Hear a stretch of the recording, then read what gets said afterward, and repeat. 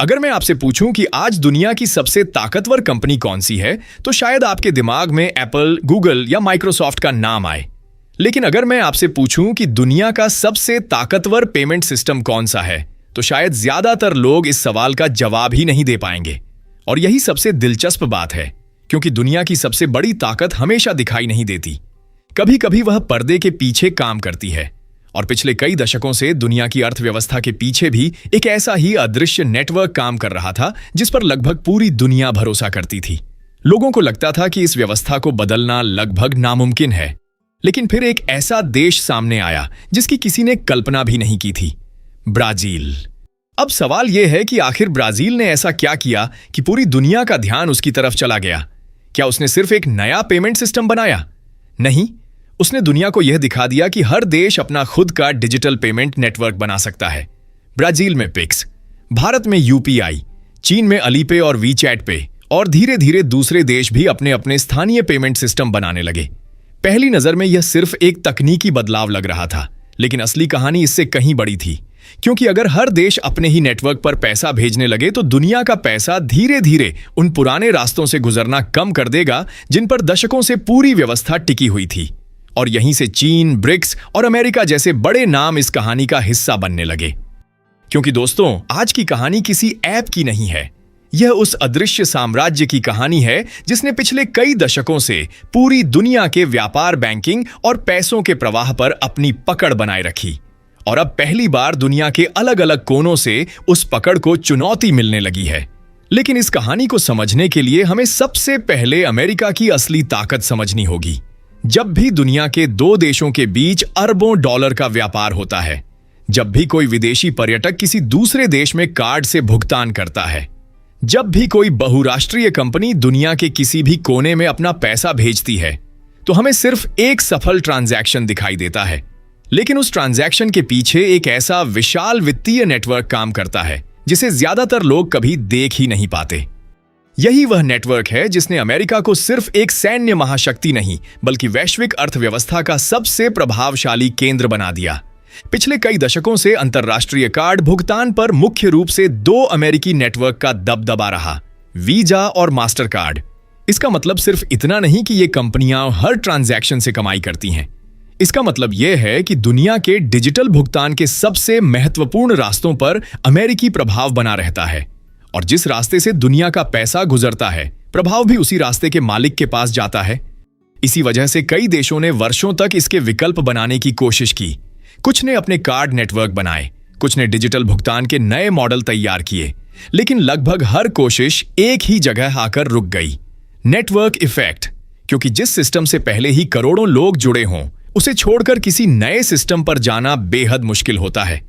धीरे धीरे दुनिया को लगने लगा कि यह व्यवस्था लगभग अटूट है, कि अमेरिका का वित्तीय साम्राज्य आने वाले कई दशकों तक ऐसे ही चलता रहेगा। लेकिन इतिहास की सबसे बड़ी गलतियां अक्सर वहीं होती हैं जहां लोग यह मान लेते हैं कि अब कुछ बदल ही नहीं सकता। और ठीक यही गलती दुनिया ने ब्राजील को लेकर भी की। कुछ साल पहले तक ब्राजील की डिजिटल भुगतान व्यवस्था बेहद महंगी और धीमी मानी जाती थी। छोटे दुकानदार कार्ड पेमेंट लेने से बचते थे, क्योंकि हर ट्रांजैक्शन पर अच्छी खासी फीस देनी पड़ती थी। लाखों लोग नकद पर निर्भर थे और करोड़ों नागरिक पूरी तरह औपचारिक बैंकिंग व्यवस्था से जुड़े ही नहीं थे। ऊपर से देखने पर यह सिर्फ एक घरेलू समस्या लगती थी, लेकिन वास्तव में यह पूरे देश की आर्थिक रफ्तार को धीमा कर रही थी। यहीं ब्राजील के सेंट्रल बैंक ने एक ऐसा फैसला लिया जिसे उस समय शायद ही किसी ने वैश्विक आर्थिक राजनीति से जोड़कर देखा। नवंबर 2020 एक नया सिस्टम लॉन्च हुआ, नाम था पिक्स। उस समय दुनिया ने इसे सिर्फ ब्राजील का एक घरेलू सुधार माना, लेकिन वॉशिंगटन ने इसे सिर्फ एक पेमेंट सिस्टम की तरह नहीं देखा। क्योंकि असली खतरा यह नहीं था कि ब्राजील ने नया सिस्टम बना लिया। असली खतरा यह था कि अगर ब्राजील ऐसा कर सकता है, तो कल भारत क्यों नहीं, इंडोनेशिया क्यों नहीं, सऊदी अरब क्यों नहीं? और अगर दुनिया के बड़े देश धीरे धीरे अपने अपने भुगतान नेटवर्क खड़े करने लगें, तो क्या दशकों से बना अमेरिकी वित्तीय साम्राज्य पहले जैसा रहेगा? यही वह सवाल था जिसने पहली बार वॉशिंगटन को सोचने पर मजबूर कर दिया। लेकिन दोस्तों, अगर आपको लगता है कि अमेरिका की चिंता सिर्फ पिक्स तक सीमित थी, तो असली कहानी अभी शुरू भी नहीं हुई थी। क्योंकि उसी समय ब्राजील ने एक ऐसा कदम उठाया जिसने इस पूरे विवाद को घरेलू भुगतान से निकालकर सीधे चीन, ब्रिक्स और वैश्विक शक्ति संतुलन तक पहुंचा दिया। लेकिन अगर आपको लगता है कि अमेरिका की चिंता सिर्फ पिक्स थी, तो आप अभी भी आधी कहानी जानते हैं। क्योंकि किसी भी साम्राज्य को सबसे ज्यादा डर तब नहीं लगता जब कोई उसके जैसा सिस्टम बना ले। उसे सबसे ज्यादा डर तब लगता है जब बाकी दुनिया यह सोचने लगे कि शायद अब उसके बिना भी काम चल सकता है। यही पिक्स की सबसे बड़ी ताकत थी। उसने दुनिया को एक नया पेमेंट सिस्टम नहीं दिया, उसने दुनिया को एक नया विचार दिया। अगर ब्राजील अपने नागरिकों के लिए इतना बड़ा डिजिटल भुगतान नेटवर्क खड़ा कर सकता है, तो क्या दूसरे देश भी ऐसा नहीं कर सकते? अगर भारत अपना यूपीआई बना सकता है, अगर चीन अपना डिजिटल पेमेंट इकोसिस्टम खड़ा कर सकता है, तो क्या हर देश को हमेशा विदेशी नेटवर्क पर निर्भर रहना पड़ेगा? यहीं से अमेरिकी वित्तीय साम्राज्य के सामने पहली बार एक ऐसा सवाल खड़ा हुआ जिसका जवाब आसान नहीं था। क्योंकि किसी भी साम्राज्य की असली ताकत उसकी संपत्ति नहीं होती, उसकी असली ताकत होती है दूसरों की निर्भरता। और अगर वही निर्भरता धीरे धीरे कम होने लगे तो खतरा आज का नहीं, आने वाले कई दशकों का होता है। लेकिन दोस्तों, अमेरिका की असली बेचैनी अभी शुरू भी नहीं हुई थी, क्योंकि इसी दौरान ब्राजील ने एक और ऐसा कदम उठाया जिसने इस पूरी कहानी को घरेलू भुगतान से निकालकर सीधे वैश्विक व्यापार तक पहुंचा दिया। ब्राजील ने चीन के साथ अपने व्यापार में स्थानीय मुद्राओं के इस्तेमाल को बढ़ावा देना शुरू किया। पहले जहां दोनों देशों के बीच होने वाले अधिकांश बड़े लेन देन अमेरिकी डॉलर के जरिए होते थे, वहीं अब कई सौदे सीधे युआन और ब्राजीलियाई रियाल में भी होने लगे। इसके साथ दोनों देशों ने वित्तीय सहयोग और करेंसी स्वैप जैसे समझौतों को भी आगे बढ़ाया। ऊपर से देखने पर यह सिर्फ व्यापार को आसान बनाने वाला फैसला लग सकता था, लेकिन वॉशिंगटन इसे किसी और नजर से देख रहा था। क्योंकि सवाल सिर्फ इतना नहीं था कि ब्राजील और चीन किस मुद्रा में व्यापार कर रहे हैं।